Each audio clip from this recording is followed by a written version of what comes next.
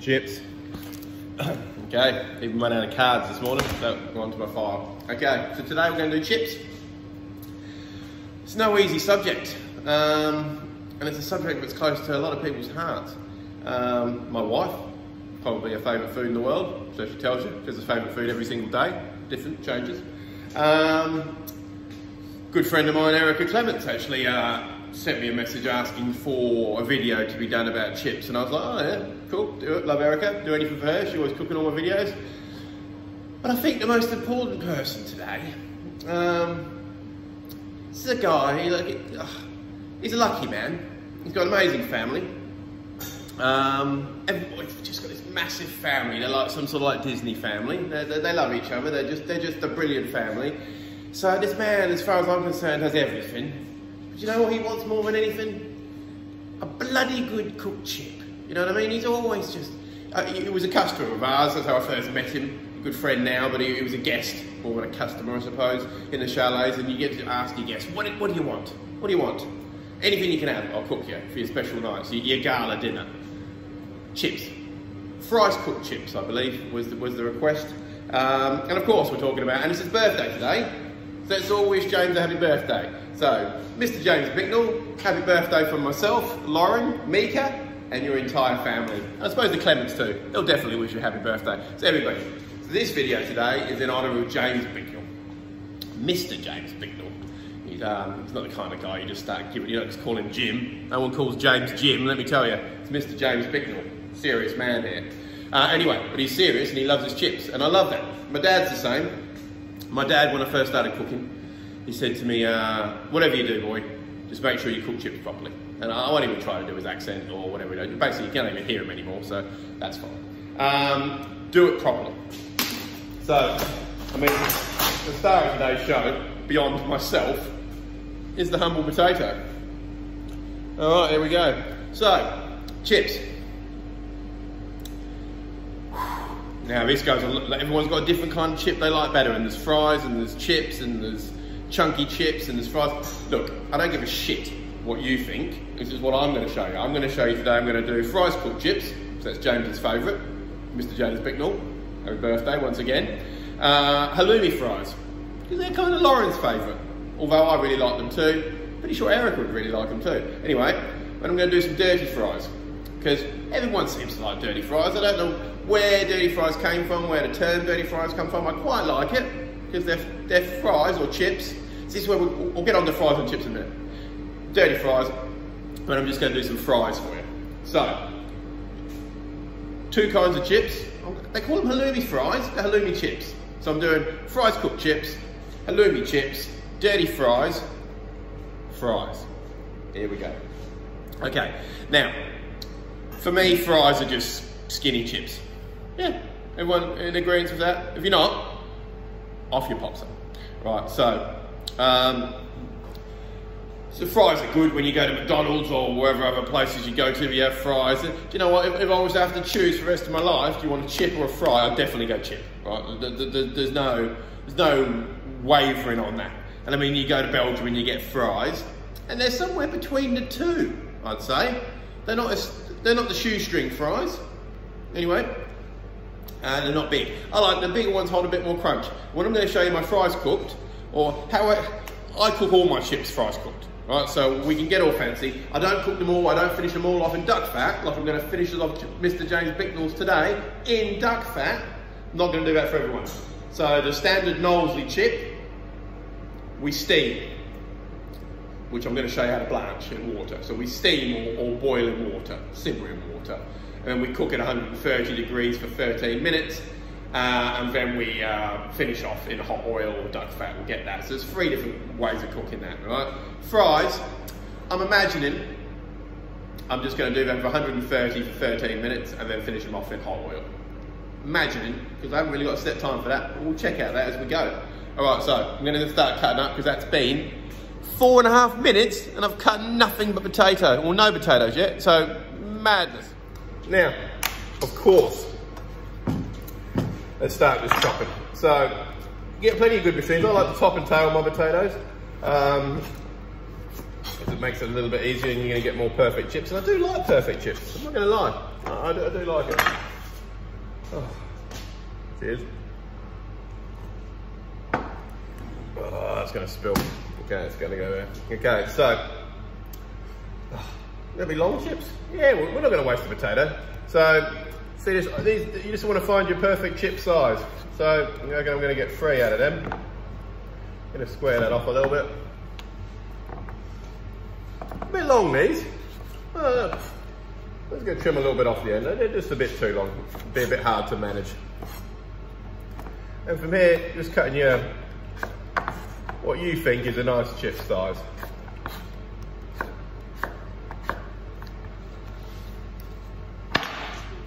For me, I think that's pretty good, because you're going to have a few cooks and you still want, and this is the important part, still want fluffy potato in the middle of your chip, okay? So that's one way of doing this.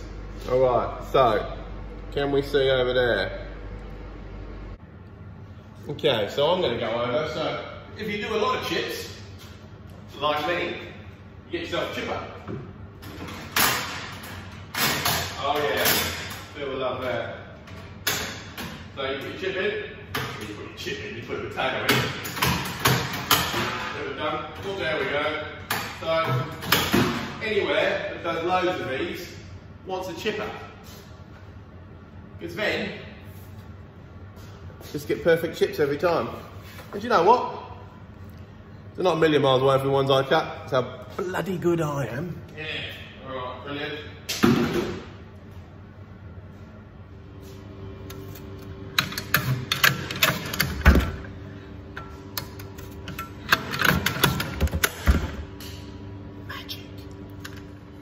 Now, of course, that was the chips. Now we're going to do some fries. Now, I do have an attachment on my chipper for fries, because if you buy a chipper, do you know what? Chippers don't cost you much, and they can be bench mounted. I mean, that one can be bench mounted, and you pull it towards you. It doesn't have to be put on the wall. I just like putting on the wall because it sort of attacks most of the people that come in the kitchen. Most people walk past that and manage to smash their shoulder on the chipper, and you know what? It gives me great joy. Now, as you can see, I don't actually trim off any of this, the skin. I do square them off so you lose most of it. But when we look at what my tray of chips will look like, got the odd bit of skin on and a bit of the corners. I often go through and pick out all these tiny bits, which are just that. I mean, they're not going to do anything. And what we do with them is, we hold on to them and we call that the staff chip tray. So then we'll make dirty fries out of them, because they're just basically like skins. And anyone that lived in Albany in the 90s, and I think it was the 90s, yeah, we had a place called Legends, and we did skins, and it was essentially raw bits of potato like that, deep fried toward us until they're crispy, so just a one cook, and then we used to just put all the what do we put on top of chili con carne, salsa. So basically to make them like nachos, but with these skins. So they're good. So I just pick through them. They're lovely. Keep the skins to one side. By that I mean I just put them in the bin. You can quite obviously see that. Okay, so fries. Cutting fries. So a lot thinner. Bloody early in the morning.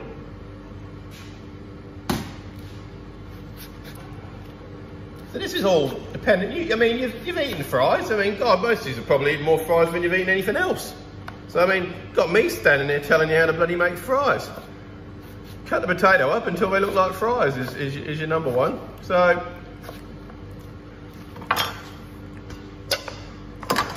here's one option.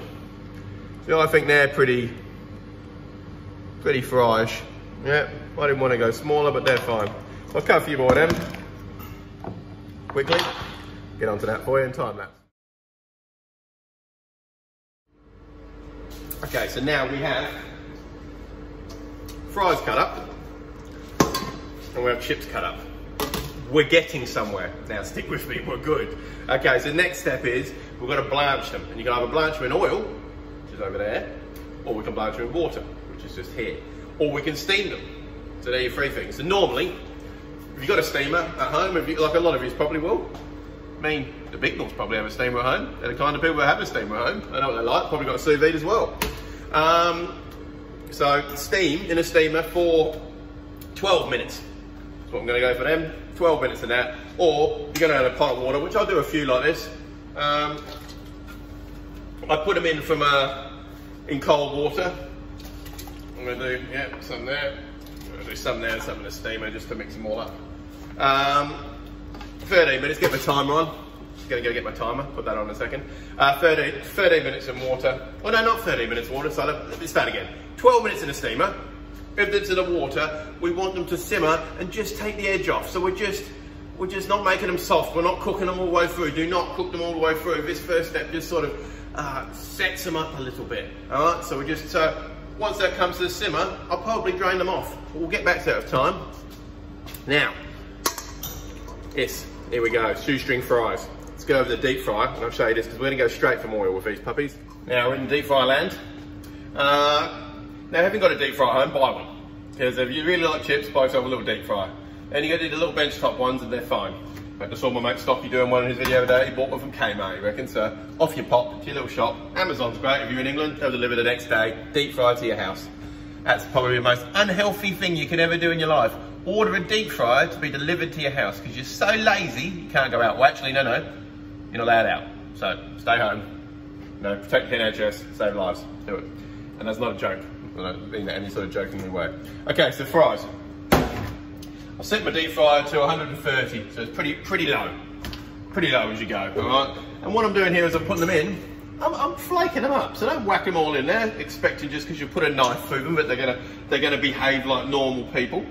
One, they're not people, and two, people don't behave either, so why would you expect a fry to behave any differently? Anyway, so, here we go.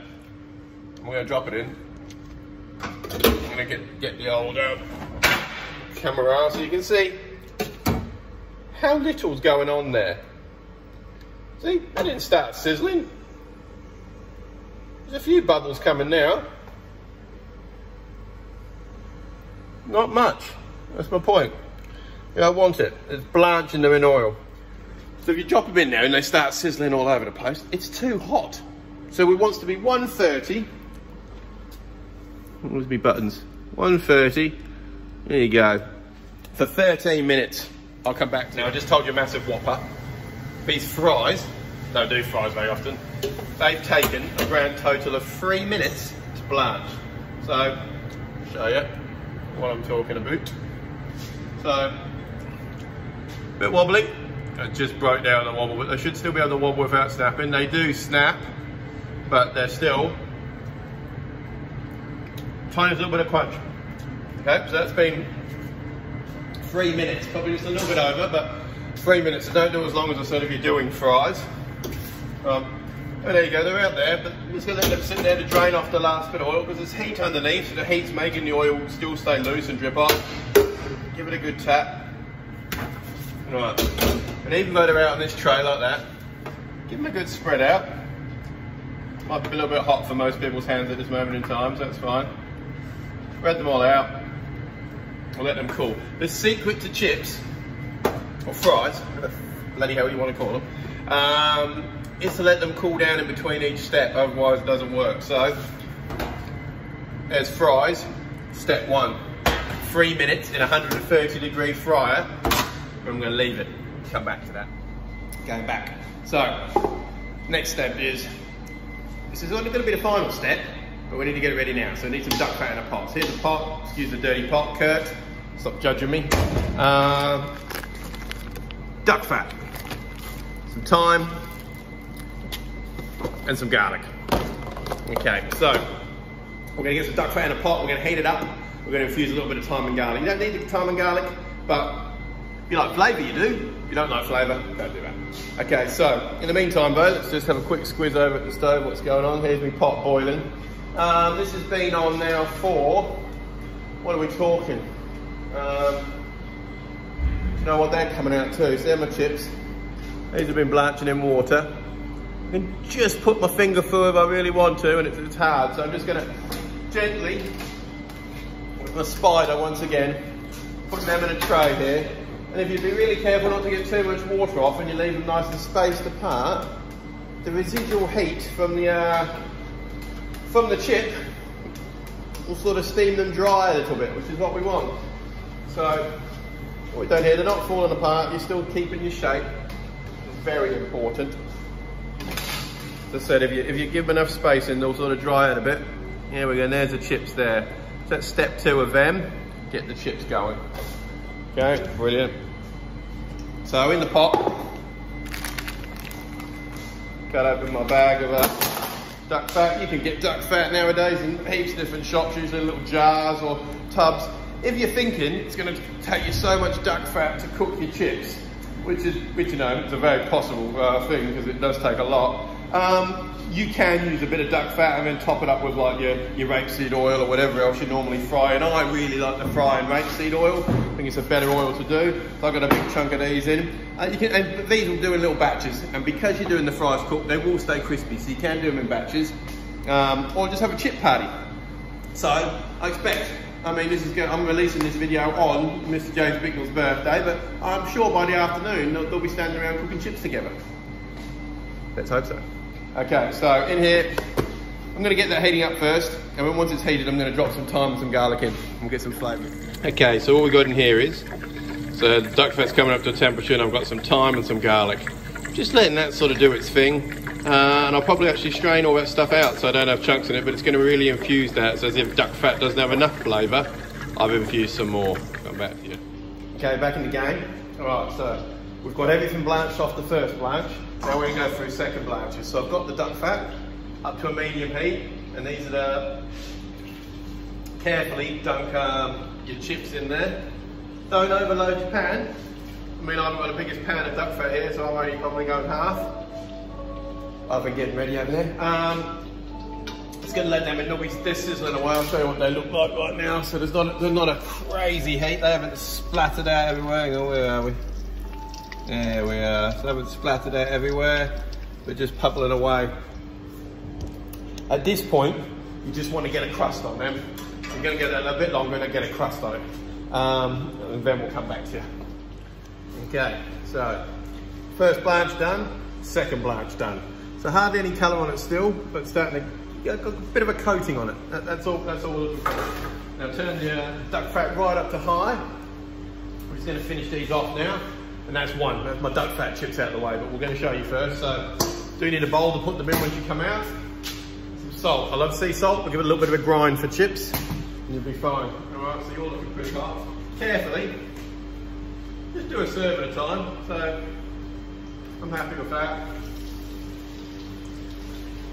That is absolutely sizzling away, as you'd expect. And you want to just cook these until you're happy, they're crunchy and good, or crust and love they have. All these different stages along the way are what's going to make them stay nice and crispy. If you just do them one quick cook, they might come out and you'll be like, oh, it's so crispy, what was Paul on about? It will go soft real quick. Let's talk quickly about potatoes while we're finishing off. There's certain varieties you want. You want a nice fluffy potato. So King Edward, Maris Piper, even Desiree, all good chip potatoes. I had to use whatever potatoes they had because our suppliers are not really playing games at the moment. Well, they are playing games. That's exactly what they're doing, playing games. All right, so start having a look. They start looking pretty good. Oh, Mr. James Bicknell, I'll tell you what, sir, looking good. I'm going to go a little bit more colour because I like colour, obviously. I mean, that's a simple statement. Simple as you're ever going to get. A bit of paper towel wouldn't be bad in the bottom of this, just to soak up a bit of that duck fat.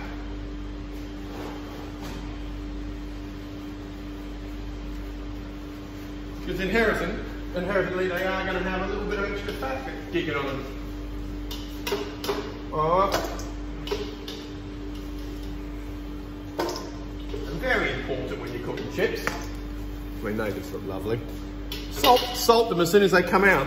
It soaks up a bit of the fat and seasons them, of course.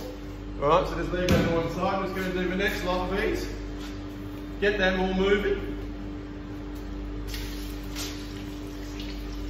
And I'll come back and show you some more stuff. Okay. So, finishing these off. Nice sounds you want to hear. Crunchy crisps, chips, whatever you want to call them. Alright, so they are first cab off the rank. Let me turn that light off, it gives a weird light. There we go, duck fat chips ready to go. Number 1. Okay, get going. Okay, so we're going to do some stuff here. We've got halloumi fry ingredients and dirty fries ingredients. So I think they should be called halloumi chips, not halloumi fries. So a lovely piece of halloumi here. Oh, where's my brand? There you go. This company here, amazing. Yorkshire Dharma, squeaky cheese, really, really good. I want to cut this halloumi into the same sort of size pieces that my chips are. And what really shits me off about when people go, oh, I'm going to give you some halloumi fries, and they just give me a bowl of halloumi fried. I mean, that's rubbish. It's just a whole bunch of cheese, which I like and all that, but I like to mix mine up about 3/4 chips, 1/4 halloumi. Then it just makes this really interesting eat. On top of the halloumi, you will need some corn flour, which you're going to fry it off in. I like some pickled onions on my halloumi fries, so I was going to say, yeah, these are pickled myself, so I've just pickled these in some onions in a vinegar and sugar and a few cloves and things like that. But just slice up some pickled onions if you haven't got your own. I'm going to put a few jalapenos on mine because I love them. I drizzle with a bit of this stuff, which is just magnificent. So it's pomegranate molasses. It's dirt cheap, amazing. If you can't find it in Tesco's or Woolworths, wherever you can, you'll get it in all your Asian supermarkets. I mean, some sort of aioli or something. I'm actually just using some shop-bought lemon aioli here. I think I've even got a spicy Peronaise one too. Obviously, usually we wouldn't use the bought stuff, and some spring onions. So, once again, pomegranate molasses, brilliant. Lemon aioli, excellent. Pickled onions, jalapenos, spring onions, halloumi. I'm actually only going to use the green end of the spring onions. Show you what's going on there. So I'm going to coat all this halloumi in. I'm going to coat my bench in corn flour is what it looks like I'm going to do. Coat all the halloumi in corn flour. Get your deep fryer up to 180. I mean, fry all that off and put that to one side. And we'll get back to that. If you do that first, then when you get the chips, we'll do the build. It'll work a bit better. Okay, so I'm going to go fry that off, and I will get back to you with the build. Okay, so I fried the halloumi off. Looks a lot like that. Okay, so now we're going to build the halloumi fries. So for that, chips in a bowl. Get your lovely pieces of halloumi. This is probably enough for 2 serves. Let me do 2 serves to prove my ever-present point. Okay, so you can go. So we've got halloumi on there, and we've got chips. So we've got a bit of love for that. Now, a few pickled onions. Not loads, just enough to get that flavours going. And what pickled stuff does, and vinegars and all that bizzo, it just takes the edge off a lot of really fatty foods. So it really works well. Okay, so we've got that. Just a few jalapenos. I often use candied chili at this point too, which is fine. I haven't got any candied chili today. That glove on, it's going to be rubbish.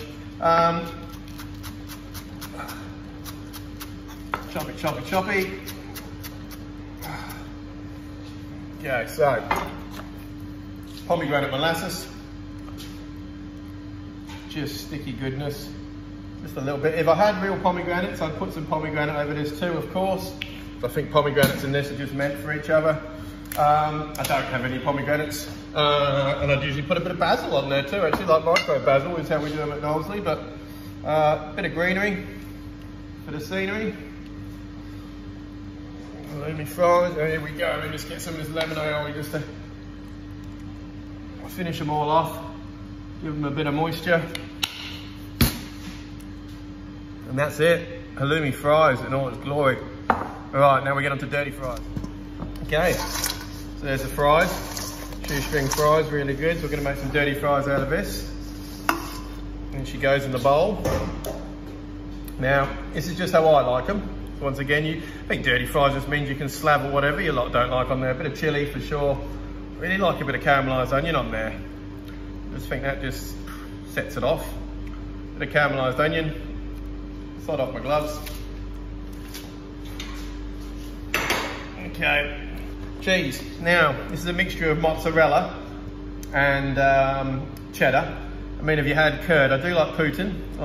No, not the president of Russia. I don't even say it right. Putin? Anyway, the Canadian cheesy curds and gravy. So that's cheese on top. It's looking pretty good. I'm just going to whack that in the oven for a few minutes to start melting that. Then I'm going to pour gravy all over the top.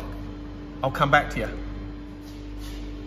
Okay, here we go. Oh, I better not put that back down on there. Hang on. Before I melt the chopping board. Here we go. So, cheese is all melted. Looking good.